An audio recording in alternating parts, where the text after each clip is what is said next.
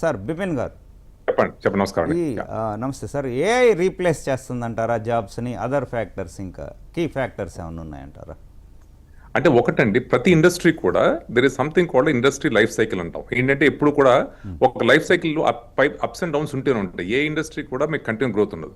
మనకేమైందంటే Covid వచ్చినప్పుడు lot of uncertainty, అంటే దరిదాపుగా ఒక గత 50-60 సంవత్సరాలు, అంటే ఈ కరెంట్ జనరేషన్ ఎవరు కూడా అటువంటి గ్లోబల్ ఛాలెంజ్ ఎవరు చూడలేదు మొదటిసారి. దాంతో ఏమైంది, అన్సర్టనిటీ వల్ల అందరూ కూడా రేపొద్దున ఏమవుతుందో తెలియదు.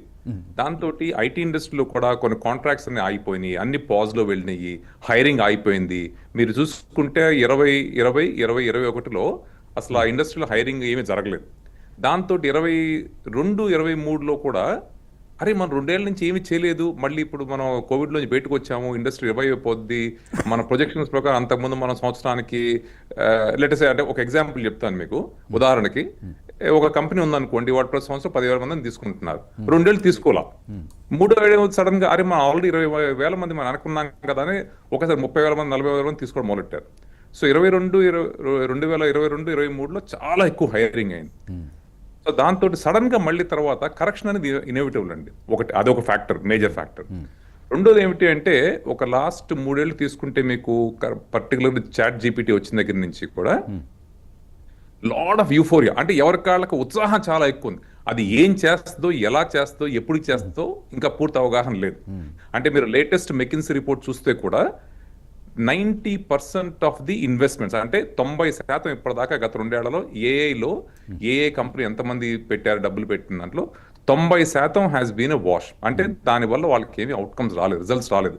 కాకపోతే ఉత్సాహం ఎక్కువగా ఉంది. అంటే ప్రతి ఒక్కళ్ళు కూడా అంటే ఎక్సలెంట్ టెక్నాలజీ, దీనివల్ల ఉపయోగం వస్తుంది అని అందరికీ తెలుసు. కానీ ఎలా వాడాలి, ఎంతవరకు వాడాలి, ఎప్పుడు దీనివల్ల మనకి రిజల్ట్స్ వస్తాయి అనేది ఇంకా పూర్తిగా క్లారిటీ లేదు. రైట్.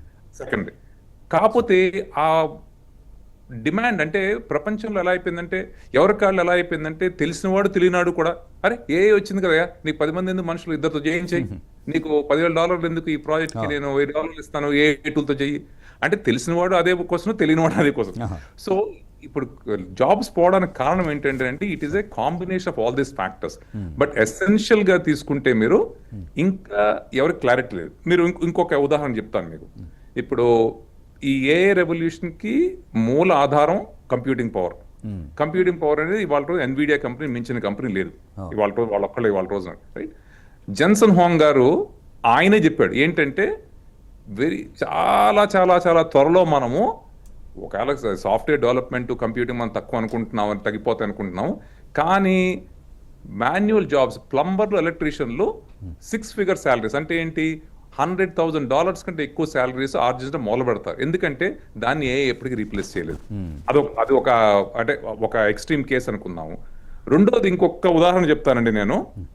ఇప్పుడు నాలాంటి వాడు ఉన్నాడు అనుకోండి, నాకు సుత్తిను శానం ఇచ్చి ఒక గ్రానైట్ రాక్ ఇస్తే ఏం చేస్తాను, ఏమైనా చేయరా అంటే ముక్కలు చేసి పెడతాను దాన్ని. అదే ఒక మంచి శిల్పికి ఇస్తే బ్రహ్మాండమైన స్ట్రక్చర్, ఒక స్కల్ప్చర్ క్రియేట్ అవుతుంది. సో ఏ అనేది ఎసెన్షియల్ టూల్ అండి. దాన్ని ఎలా వాడాలో తెలియకపోతే ఎవరి చేతిలో వాళ్ళ చేతిలో పెడితే ప్రతి ఒక్కరు వాడేద్దాం అని అనుకుంటే అది నా ఉద్దేశంలో అయితే కరెక్ట్ కాదు. ఇంకా లాస్ట్ ఒక్క మొక్క చెప్తానండి బిఫోర్ ద క్లోజింగ్. ఏ వల్ల సాఫ్ట్వేర్ డెవలప్మెంట్ జాబ్స్ పోతాయా అనేది డెఫినెట్ గా ఆన్సర్ ఎస్, దాని డౌట్ లేదు. కొత్త టెక్నాలజీ వస్తే మనం దాన్ని వాడతాం, దానివల్ల కొంత ఆప్టిమైజేషన్ అవుతుంది. కాకపోతే ఒక్కటి, జనాలు అందరూ కూడా అంటే దానికి ఇంకా అటెన్షన్ పే చేయట్లేదు, విచ్ ఈజ్ మోర్. అండ్ మనం ఎంతసేపు అయితే ఎక్కువ ఏ వాడతామో, ఎంతవరకు ఎడ్జ్ కంప్యూటింగ్ చేస్తామో పెరుగుతూ ఉంటుందో, సెక్యూరిటీ రిస్క్ అంతకంటే భయంకరంగా పెరిగిపోతాయి. సో ఒక ఏరియాలో విపరీతమైన జాబ్స్ రావడానికి అవకాశం ఉంది ఏంటి ఫ్యూచర్లో అంటే సైబర్ సెక్యూరిటీ. అండ్ సెక్యూరిటీ స్పేస్లో ఇవాళ రోజున ఎంతైతే అవసరం ఉందో ఆ అవసరానికి ఎంత ఫాస్ట్ గా అడాప్షన్ వస్తుందో, సెక్యూరిటీ రిక్వైర్మెంట్స్ అంతకంటే ఫాస్ట్ గా రిక్వైర్మెంట్ వస్తుంది. సో ఒక ఏరియాలో జాబ్స్ తగ్గుతాయి నిజమే, కానీ మిగిలిన ఏరియాస్ జాబ్స్ వస్తాయి.